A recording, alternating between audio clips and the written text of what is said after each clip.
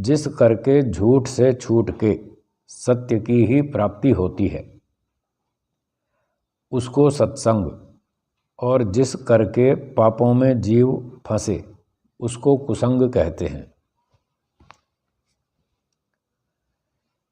तो यहाँ परिभाषा में ये शब्द है ध्यान देने वाला, जिस करके।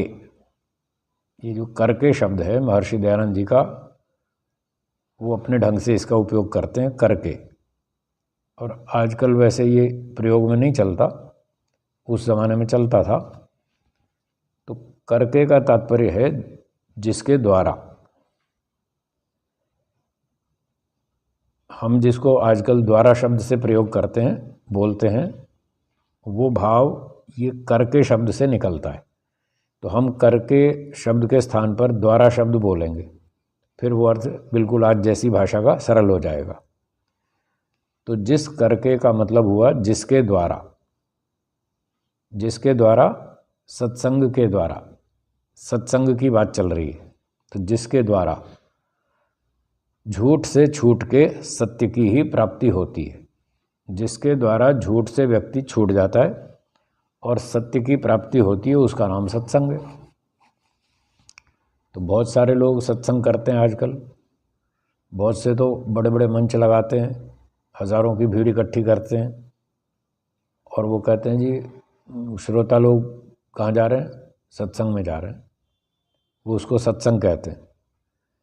तो सत्संग तो तब है जब वो झूठ से छूटकर सत्य की प्राप्ति हो, तब तो वो सत्संग है। लेकिन अगर वहाँ बड़े पंडाल में बहुत से भीड़ है, बहुत से श्रोता हैं, हज़ारों की संख्या में भी हों, और वक्ता जो कुछ बोलता है, यदि वो सत्य नहीं बोलता, पूरा शुद्ध सत्य नहीं बोलता, बीच बीच में झूठ की मिलावट भी करता है, तो फिर वो सत्संग नहीं कहलाएगा, वो कुसंग कहलाएगा। आगे कुसंग के बारे में भी लिखा है।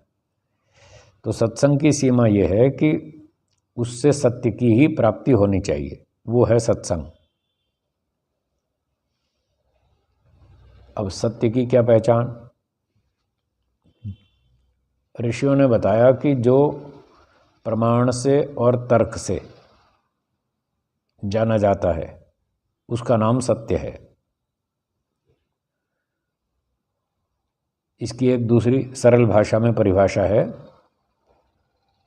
वो है कि जो वस्तु जैसी हो उसको वैसा ही जानना, वैसा ही मानना, वैसा ही लिखना, वैसा ही बोलना और वैसा ही आचरण करना, इसको सत्य कहते हैं।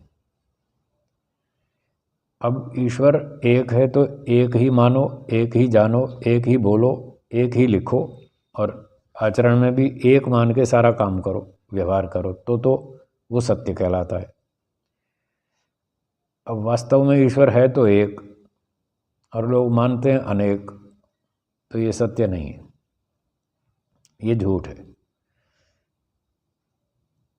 तो सार क्या हुआ? जो चीज़ जैसी हो उसको वैसा जानना, मानना, लिखना, बोलना और व्यवहार करना, ये सत्य कहलाता है। ये सत्य की प्राप्ति जहाँ पर होती हो उसका नाम सत्संग है। अब ये सत्य कैसे सिद्ध होता है? प्रमाण और तर्क से।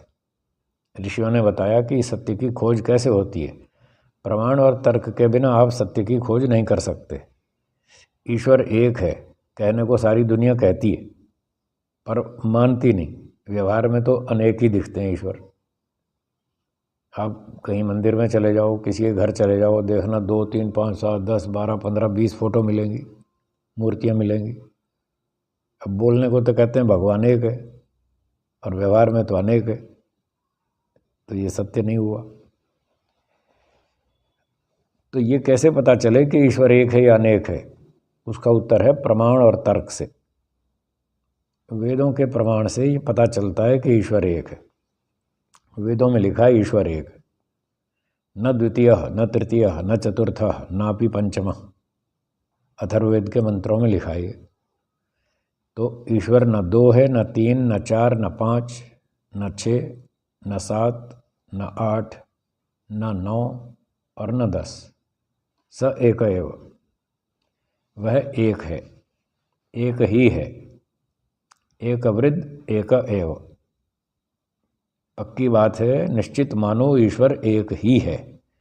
तो अब ये वेदों के प्रमाण से पता चलता है कि ईश्वर कितने हैं। जब एक है तो एक ही मानो, बोलना पड़े तो यही बोलो कि ईश्वर एक है। और जब व्यवहार करना पड़े तो 20 ईश्वर मत बनाओ, 20 फोटो मत लगाओ, 20 मूर्तियाँ मत लगाओ, एक मानो। और वो सर्वव्यापक है, निराकार है। तो निराकार मान के उसका ध्यान करो आंख बंद करके, तो ये सत्य है। ये सत्य प्रमाण और तर्क से मिलता है। प्रत्यक्षादि 4 प्रमाण मुख्य रूप से न्याय दर्शन में बताए हैं। तो इन प्रमाणों से जब हम विचार करते हैं, खोज करते हैं, तो हमें पता चलता है कि हाँ, ईश्वर एक है। तो जो भी सत्य की प्राप्ति होती है वो वेदों से होगी।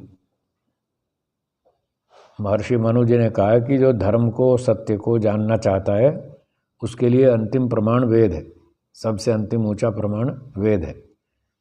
इसलिए वेदों के प्रमाण से या और भी प्रत्यक्ष आदि, अनुमान आदि प्रमाणों से सत्य की खोज हो जाती है। अब इस प्रकार का प्रवचन जहाँ पर सुनने को मिलता हो वेदों का, और ऋषियों के अनुकूल प्रमाण तर्क से बात कही जाती हो, उसका नाम सत्संग है। वहाँ आपको ठीक बात सुनने जानने को मिलेगी। अब आगे है कुसंग। और जिस करके पापों में जीव फंसे उसको कुसंग कहते हैं। तो यहाँ भी वही शब्द है, जिस करके। हम इसका अर्थ लगा देंगे जिसके द्वारा, जिसके माध्यम से, जिसके द्वारा जीव पापों में फंसता है तो उसका नाम कुसंग है। जैसे कई मित्र होते हैं आपस में एक दूसरे को बीड़ी सिगरेट पीना सिखाते हैं, कोई शराब पीना सिखाता है, कोई जुआ खेलना सिखाता है, कोई और दुर्व्यसन सिखा देता है, कोई उसको धर्म के नाम पर कहीं और भटका देता है, कोई धर्म परिवर्तन करवा देता है। इस तरह से गलत गलत कामों में जो लोग फंसाते हैं दूसरों को, तो उनका जो संग है वो कुसंग है। वो अच्छा संग नहीं है, वो हमें झूठ की तरफ, बुराइयों की तरफ ले जा रहा है।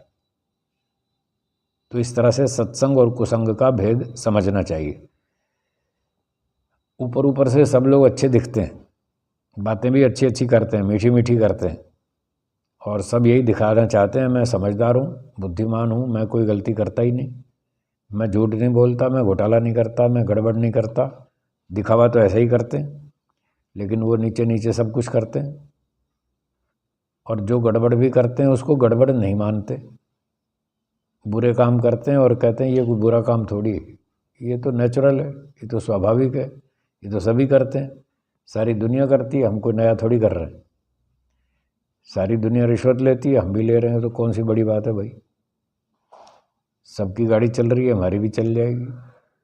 ऐसे ऐसे बहाने बनाकर वो गलत काम करते हैं, उसको गलत नहीं मानते, और फिर दूसरे लोगों को भी वही गलत चीज़ सिखाते हैं। उनमें उनका अपना स्वार्थ होता है और कई सारे कारण होते हैं।